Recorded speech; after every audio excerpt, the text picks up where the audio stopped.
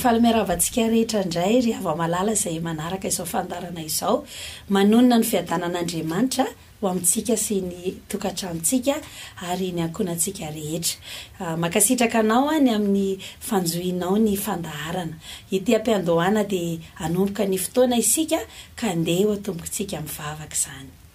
Ry Andriamanitra lehibe makasitraka anao indray izay amin'ity fotoana ity izay ahafahanay mbola manatrika anao anatin'izao fandaharana mahafinaritra izao, fandaharana izay misy ny fanatrehanao ary inonay fa makasika olona maro izao fandaharana izao. Apetraka feno ampelantananao ary izay rehetra ataonay eto Andriamanitra mba tena ho ambany fitarihan'ny fananao masina na ny mpanomponao izay mitondra ny hafatra, ireo mpikirakira koa ny lafin'ny teknika.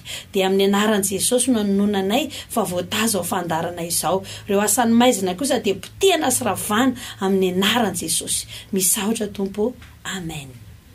Eny tompoko, amaky ten'Andriamanitra isika amin'izao fotoana izao satria tonga ny fotoana izay ahafahantsika mamaky izany. Averina ihany hoe tena hitondra fahasoavana ho anao tokoa ane, hitondra fitahiana ho anao tokoa ane ny ten'Andriamanitra satria tsy kisendrasindra no nahitanao izao fandarana izao ao anatin'izao fahitalavitra izao fa Andriamanitra mihitsy no nitondra anao anatrika ity fandarana ity mba handraisanao toromarika avy any aminy, fitahiana avy any aminy, fandresena avy any aminy, fanasitranana avy any aminy. Hivavaka fo isika. Ry Andriamanitra tompony teny mbola misaotra betsaka anao izahay raha mbola afaka hiaino ny teninao androany. Misaotra fa mampiteny ny vavaka anao androany ary amin'ny anaran'i Jesosy mivavaka ho an'ny fon'ny olona rehetra, ho an'ny fon'ny tsiraray avy, ho an'ny sain'ny tsiraray avy izay mandray ny hafatra. Dia misaotra raha eo amin'ny anaran'i Jesosy. Amen. Inotsika androany fa hiteny Andriamanitra, hiteny ny fanahy masina amin'ny alalan'ny teniny. Andeha rovakitsika, hosokafatsika ny Baiboly ato amin'ny boky voalohany ny Petera, na hoe Petera voalohany toko 5:7 izany. Izao no voasoratra ato amin'ny Petera voalohany toko 5:7 amin'ny anaran'i Jesosy Kristy.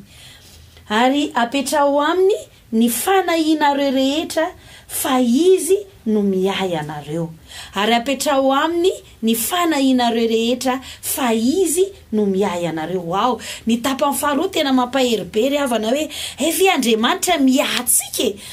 Rehefa tonga saina motsika olombelona dia samy mieritreritra hoe inona ny ataoko mba atonga izao fiainako izao mba ho tafita araka izay eritreretako azy mba tena hoe atonga na ety ny fiainako inona ny tokony ataoko ikarakarako ny tenako. Fa ny vaovao mafaly lehibe dia voalazan'ny tenin'Andriamanitra hoe Andriamanitra dia vonina ihany olona izay mametraka ny fanahiny eo aminy. Raha miteny iray ihany koa dia hoe ireo olona izay vonina hitondra ny fiainany eo aminy dia vonina ihany izany olona izany Andriamanitra. Amin'izao vaninandro izao dia mieritreritra isika hoe tena mbola miditra tsihatra ve Andriamanitra? Afaka tena hiditra tsihatra ve Andriamanitra? Mbola hiadidy, mbola ihany fiainako. Voalazany fa Andriamanitra dia nilaza eto manao hoe izao no iay anareo.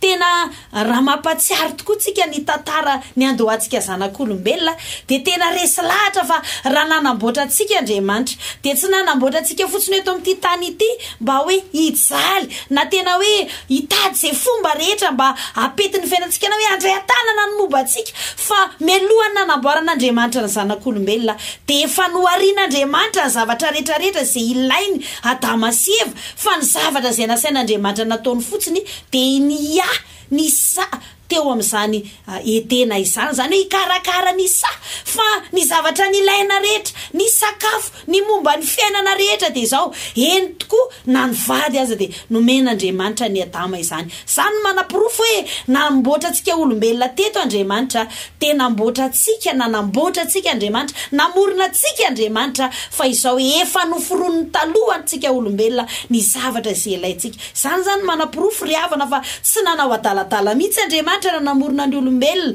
tsy hoe noforonona ny olombelona de alao ijaly eto amin'ity tany ity fa voalaza ny Genesis ry havana fa andriamanitra de izao hoe namorona antsika zanak'olombelona izy de izao hoe efa teo avokoa ny hazo ny rano ny vorona ny hazandrano isan-karazany manapirofo zany fa andriamanitra tsy nanaonao foana andriamanitra fa tena andriamanitra niatsika matetika de mieritreritra isika ry havana hoe fa nahoana ary navelan'andriamanitra hiady rery izahay fa nahoana ary nito ohatrany hoe betsaka loatra za zavatra tena hoe tsy ampy eo amin'ny fiainana izany tena hoe maro loatra ireo zavatra tena hoe tsy mety eo amin'ny fiainana izany iverina fiandohana ihany sika zay manapirofo ny tantarantsika zanak'olombelona zay lazain'ny Genesis ry havana fa ny zavatra rehetra zay nataon'andriamanitra araky ny 5:20 andriamanitra hozy izy nanao ny bibidia samy araky ny karazany avy sy ny biby fiompo araky ny karazany avy ary ny biby rehetra zay mandadika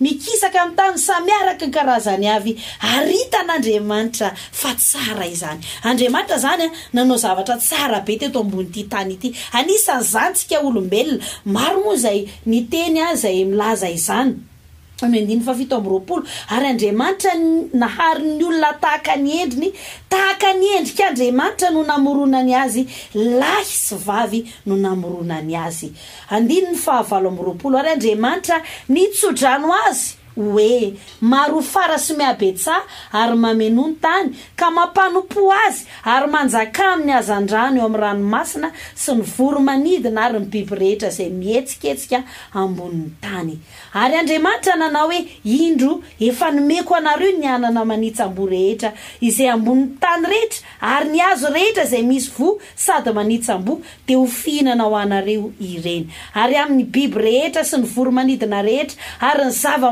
mananaina rehetra izay mandadana mikisaka amin'ny tany de efa nomeko azy ny zava-maitso rehetra ho fihinany de nisy izany ary hitan'andriamanitra zay rehetra natony ary indro tsara indrindra izany de nisy hariva ary nisy maraina andro fahenina izany eo zany ry havana de mampiseho hoe na io biby io ara de fa namorona ny sakafo hoan'ny biby andriamanitra de maninona zany amin'izao vanim-potoana zao hoe tena hoe ao anatin'ny fisetonana akamaroan'ny olona ao anatin'ny hoe olana tsy fahampiana tena ao anatin'ny zavatra maro isan-karazany zay atao hoe tena mampahonena tena hoe tena matsiravina ny zavatra mitranga eto ambon'ny tany ao ireo olona zay atao hoe ao anatin'ny mosarena ao anatin'ny tena fangirifirina fatatsika ry havana fa tsy andriamanitra no namorona hatramin'ny voalohany hoe namorona antsika mba hijaly voalaza ny ao amin'ny Petera voalohany vakitsika teo hoe ozy ny tenin'andriamanitra hoe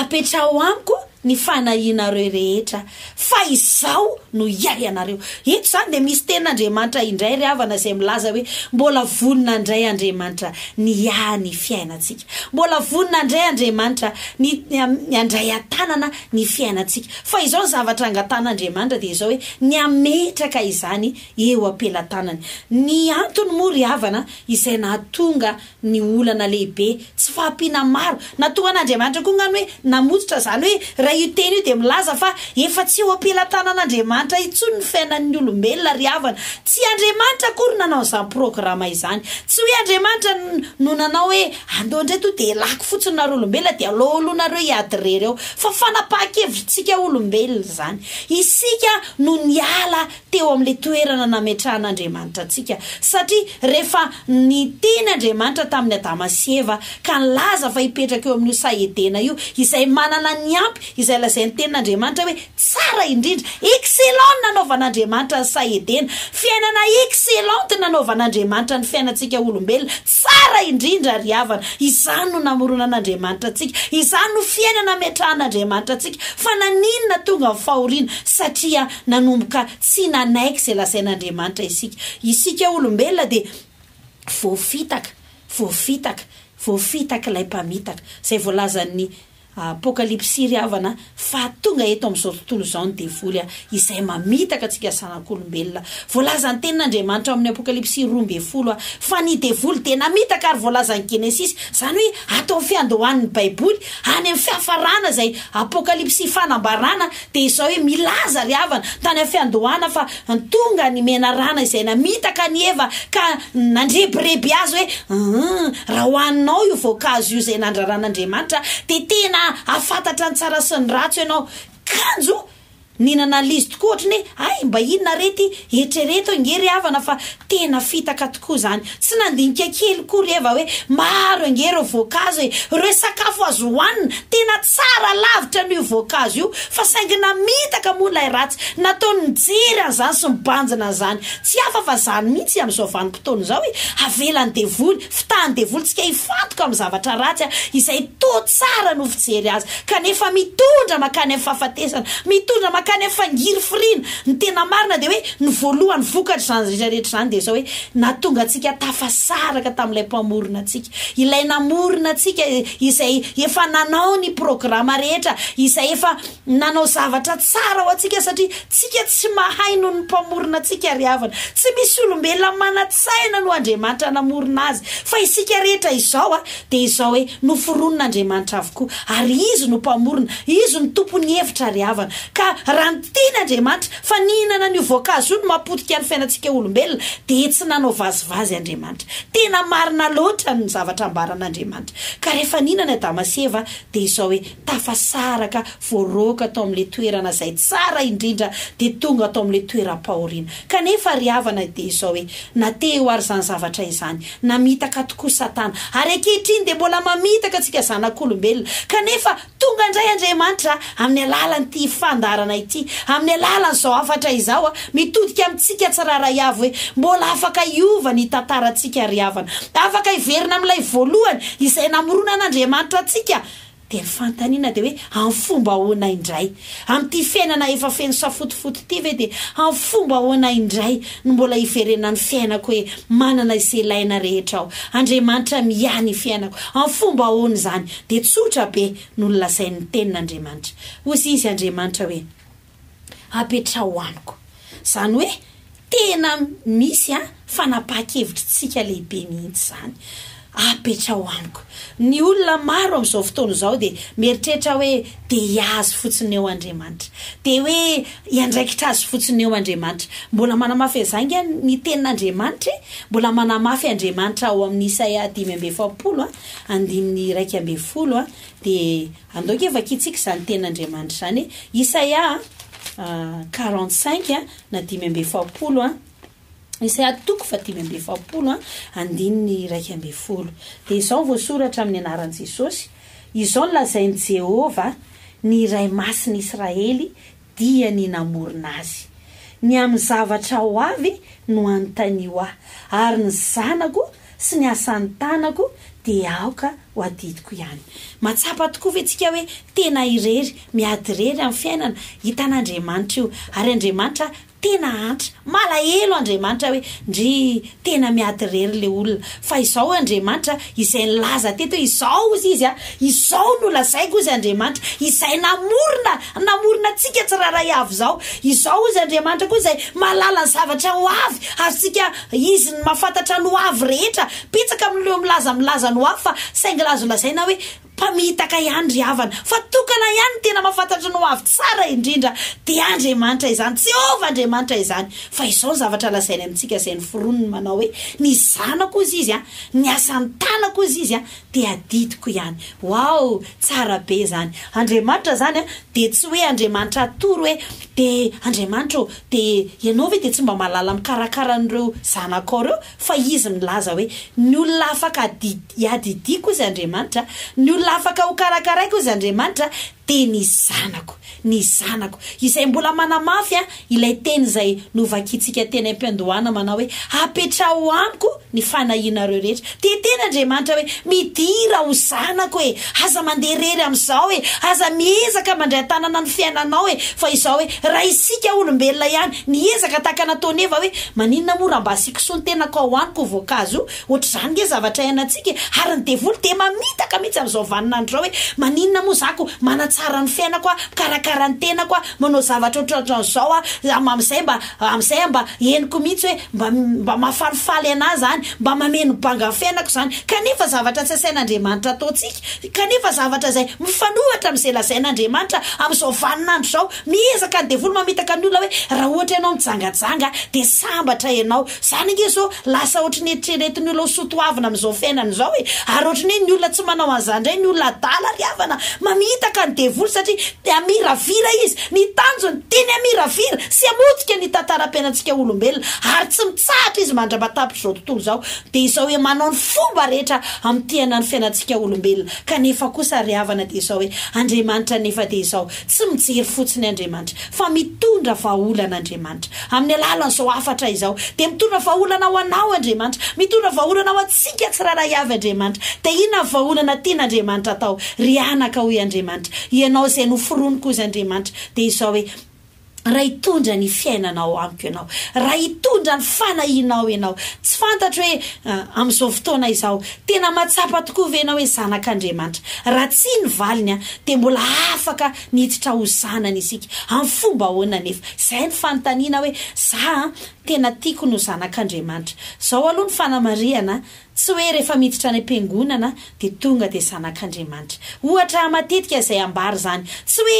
rehefa niditra ao an-tranon'omby zao ny omby ny olona azafady de lasa omby ve misy natao hoe tranon'omby de rehefa nitsofoka ao anaty tranon'omby ve de tonga ve de omby ohatra ray koa hoe raha nitsofoka anaty garage ve tsika de lasa tomobile miditsika ao anaty garage de mikarakara ny fiara tsika de lasa fiara ve tsika satria nitsofoka ao anaty garage non valiny tsy ny valiny ny atonga antsika ao zanak'Andriamanitra de tsy hoe miditra fotsiny ao anaty fiangonana ilaina ny makany am-piangonana satria ahafahantsika miona amin'Andriamanitra mahafantatra ny amin'Andriamanitra ahafahantsika hoe mitondra ny tontolontsika ao amin'Andriamanitra kanefa tsy ampy izay atonga antsika ho zanak'Andriamanitra fa voalazany tenin'Andriamanitra ao filazantsara ny Jaona toko voalohany 9:12 de izao voasoratra manao hoe fa izay rehetra nandray an'i Jesosy de nomena hery ho tonga zanak'Andriamanitra zany hoe ny atonga antsika ho lasa zanak'Andriamanitra izany de izao hoe mila manaiky an Jesosy tsika mila mandray tsy mahafantatra fotsiny fa tena manaiky azy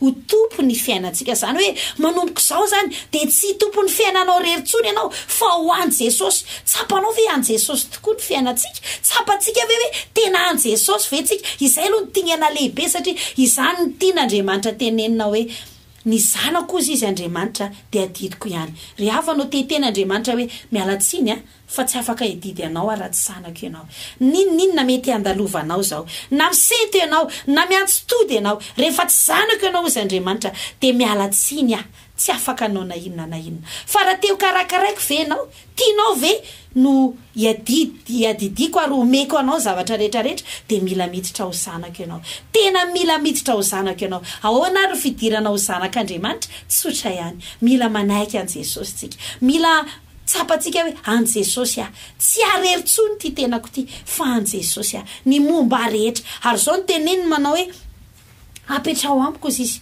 apetrao amiko ry havanao tsy avita ny fiainantsika tsiraray avy tsy misy na olona iray aza mahavita ny fiainany fa mila mametraka izany eo anatrehan'Andriamanitra voalazany tenin'Andriamanitra hoe raha manaiky an Jesosy isika raha mandray an Jesosy isika ny Jaona mantsy de milaza ry havana atao amin'ny epistily tsy any amin'le Matthieu Marc Luc Jaona no resahako indray fa atao amin'ny epistily voalohany ny Jaona zao voalazany tenin'Andriamanitra atao amin'ny Jaona voalohany toko 7 andingy notsika zany Jaona voalohany toko 7 andiny 9 manao hoe amin'ny anaran'i Jesosy ny tapany farany izao ny voasoratra atao amin'izany tenin'Andriamanitra izany izao no nisehon'ny zanak'Andriamanitra dia ny andrava ny asany devoly ny zanak'Andriamanitra izany atonga antsika ho zanak'Andriamanitra dia izao mila manaiky aloha tsika an' Jesosy tsy maintsy manolotra ny fiainantsika ho an' Jesosy.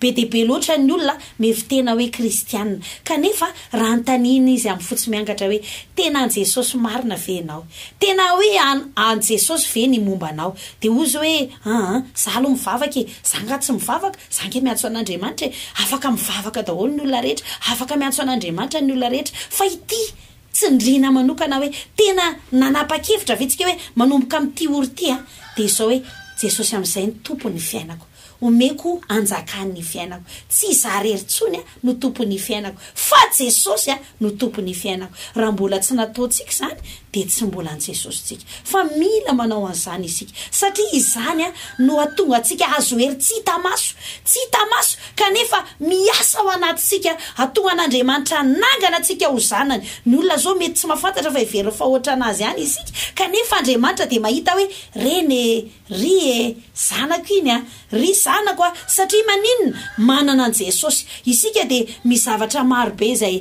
tsy azo tsapaitanana kanefa dia hita eto amin'izao tontolo izao. Andriamanitra ry havana izay mpamorona izao tontolo izao tsy hitany mason'ny olombelona ranofo, tsy hoe rehefa tsy mahita nge reto masontsika izay maso aranofo reto dia tsy misy ny zavatra anankiray matetika dia milaza an'izany tahaka ny eritreritra zao izay misy atao anatintsika fa tsy azo tsapaitanana. Dia ohatr'izany mihitsy Andriamanitra, tena misy Andriamanitra aza mieritreritsika hoe ireo hitany masontsika ireo ihany no everintsika hoe misy, fa be dia be ny tsy hitany nu fa misy ry havana.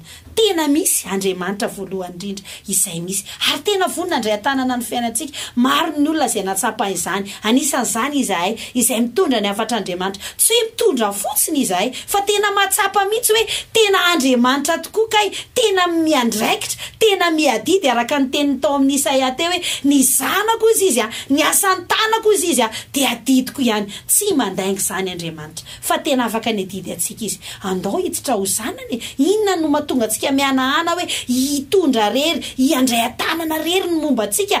Tsy mety io, tsy tafavoaka amin'izany tsika fa mila miditra ho zanak'Andriamanitra isika, mila manaiky an' Jesosy tsika, tsy hoe hitondra tena toy ny teo alohantsika fa tena hoe anaiky tsika hoe Jesosy no tompony fiainantsika, Jesosy no mpanjaka araka ny teniny tao amin'ny Jaona teo.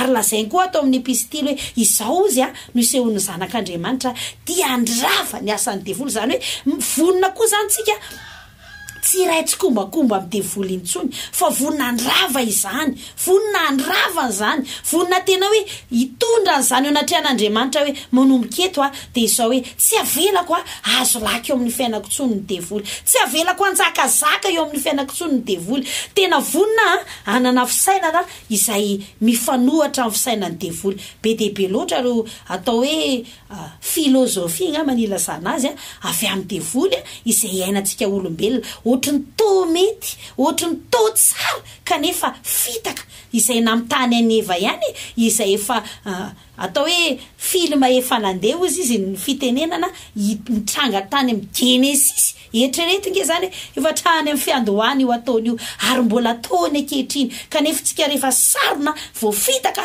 tahaka ny omby any Eropa izay ampanaovana solomaso maitsomaitso ao anatin'ny fotoanany atao hoe ririnina ka mihinana ihany na dia mavo be azy. Zany angeny fitaka ataony devoly amin'ny olona amin'izao izay tena mihinana tokoa amin'ny fahotana ratsy io kanefa izay tena tsy mahasoa akory fa tena mitondra fahampitehana satria ny voka-dratsiny voalohany dia izao hoe tafasaraka araka ny Romanina, tafasaraka amin'Andriamanitra. Ny fahotantsika ozy no efitra mampisaraka antsika amin'Andriamanitra. Dina ny dikan'izany tsy miahantsika tsony Andriamanitra, miady rery eo antsika, matsapa mihitsy hoe tena kely angentsika raha hiady amin'ny zava-misy amin'izao fiainana izao kanefa ny vaovao mahafinaritra dia izao hoe vonina mbola andray an-tanana ny fiainantsika Andriamanitra ry havana. Inona ny tenin'Andriamanitra tongavana ary mbola afaka isika hiditra anolotra ny fiainantsika, ametraka an' Jesosy ho mpanjaka atsika, hitondra ny fiainantsika rehetra. Ary ihany koa araka ny voalazan'ny Jaona dia izao hoe andrava reo asana devoly, tena hoe vonina hitsangana ao fahavalon'ny devoly. Inona ny zavatra raisintsika ao anatin'izany? Marina lazain'ny tenin'Andriamanitra hoe apetrao amiko ny fanahinareo rehetra, fa izaho no iay anareo. Any amin'ny Salamo izay 5:50 izay manamafy izany ry havana. Ity ampamaranana sady ao dia hitondra izany teny izany. Zao voalaza ny 2:20 manao hoe apetrao amin'ny Jehova ny entanao ary izy no anohana anao, tsy avelany angozohozo mandrakizay ny marina. Ry hava malala, raha metraka ny momba antsika natrehan'Andriamanitra isika, rehefa natsapontsika fa efa mbanan'olo tena ihany, nefa mbola tsapantsika hoe mety ny 70, ny 50, ny 20 isan-jato ihany. Fotoana mety sao hitondrantsika ny fiainantsika 100 isan-jato ao amin'Andriamanitra. Voalaza ny fa raha metraka ny entantsika isika dia ozy izy hoe apetrao amin'ny Jehova ny entanao. Ahoana moa izany mametraka ny entana izany? Amafisina ihany dia hoe eto amin'i Jesosy ny fiainantsika. Afaka misoka-bavintsika. Izany nanomezana antsika ny vava, ahafahantsika mandray fanapahan-kevitra avy ao amin'ny fotsika, amin'ny alalan'ny hetsika ataontsika hoe ndeha hitondra ny tenako tia ho ao amin'Andriamanitra. Ho apetrako amin'ny fanahiako rehetra, ny entako rehetra, tsy eritreritra fa vita ny rahany io na vita ny sahala amin'izao io, fa Andriamanitra irery ihany no assureko fa vita izany avy any olako rehetra, ary assurena tokoa izany. Satria ry havana, voalaza ny tenin'Andriamanitra fa izy no namorona, izy no fiandohana, izy no fiafarana. Ry havano, tsy misy fiainana azo antoka raha tsy hoe ompelatanan'Andriamanitra izany. Ary andramo tokoa ny hitondra ny fiainantsika 100 isan-jato. Kristianina ianao, matsapa fa efa manaraka an' Jesosy, efa manana an' Jesosy. Izao no lazain'ny tenin'Andriamanitra. Izao no sehoan'ny zanak'Andriamanitra dia andrava ny azan'ny devoly. Okontsika tsy hanompo an'Andriamanitra kanefa tsika mbola iray hevitra amin'ny devoly ihany. Tsy afaka hiadsika amin'izany Andriamanitra. Izay no mahatonga antsika hoe tena mila mandrava izany amin'ny anaran'i Jesosy, amin'ny alalan'ireo fanafana izay andehanantsika ihany koa any amin'ny trano fiangonana, ahafahantsika hoe mitondra izany asan'ny devoly izany hiala tanteraka eo amin'ny fiainantsika. Mila fanampiana amin'ny alalan'ny vavaka isika, amin'ny alalan'ny fametrahan-tana ny mpanompon'Andriamanitra ilaitsika izany mba tonga an'ireo asana devoly tena ho rava tanteraka ary tsy hameny fiainantsika intsony. Satria izany ry havana ny atonga antsika ho zanak'Andriamanitra ka tsapa tokoa hoe Andriamanitra tena mandray tanana ny fiainako. Ireo hita maso rehetrarehetra ireo, ny ranomasina, ny vato, ireo hazo, ny olombelona, isika izay mihetsiketsika na tsy mihetsiketsika raha fijerintsika azy dia izy avokoa no namorona ny environnement rehetra, ny olombelona rehetra ry havana. Afaka hanana fiainana vaovao indraintsika ry havana raha andray tanana ny fiainantsika Andriamanitra. Ny voninahitra dia ho an'Andriamanitra rery ihany. Afaka hiova ny tantaram-piainanao.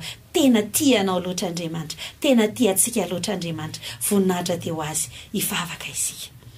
Ry Andriamanitra mpamoronao, ianao ilay Andriamanitra vonina hiadidy sy andraikitra ny zanakao rehetra, ary anohana izay rehetra vonina hitondra ny fiainany 100 isan-jato eo ampelantananao. Tsy mamandainga ianao. Ny devoly dia mpandainga, mpamitaka ary milaza zavatra tsy marina amin'ny fiainanay, fa ny marina kosa dia ianao. Misaotra ny amin'ny teninao, misaotra fanamangy anay ianao, ary amin'ny anaran'i Jesosy Kristy mitondra ny fiainanay eo ampelantananao izay. Ndreto izay Jesosy miara-miondrika ao anatin'izao fandaharana izao. Ndreto izay manakipo ny masonay, mitondra ny fiainanay Jesosy tsy vitanay rery Andriamanitra, tsy mahavita tena mihitsy izahay fa mametraka izany satria tsy izahay no namorona ny tenanay fa ianao no namorona anay. Ankehitriny fotoana izao hitondranay ny momba anay rehetra ampelantananao. Androany dia hisarahanay amin'ny zavatra ratsy rehetra, hifonanay raha eo ireo fiainan-dratsy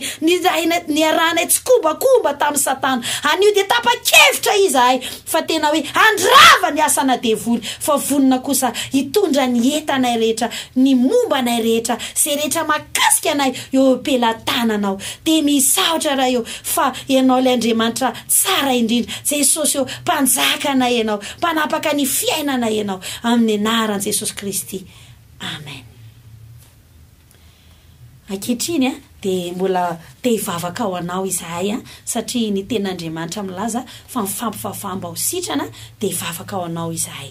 Raha eo mivavaka ao ho an'izay rehetra manaraka ny fandarana tsy salama anaty olana maro amin'ny anaran'i Jesosy, mivavaka ao azy ao ary mitsodrano azy, miongotra ny aretiny eo amin'ny fiainany, miala izany olana izany, na izy na iza ka mino amin'izao fotoana izao de mandray ny kasika sy ny vahaolana avy amin'Andriamanitra amin'ny anaran'i Jesosy.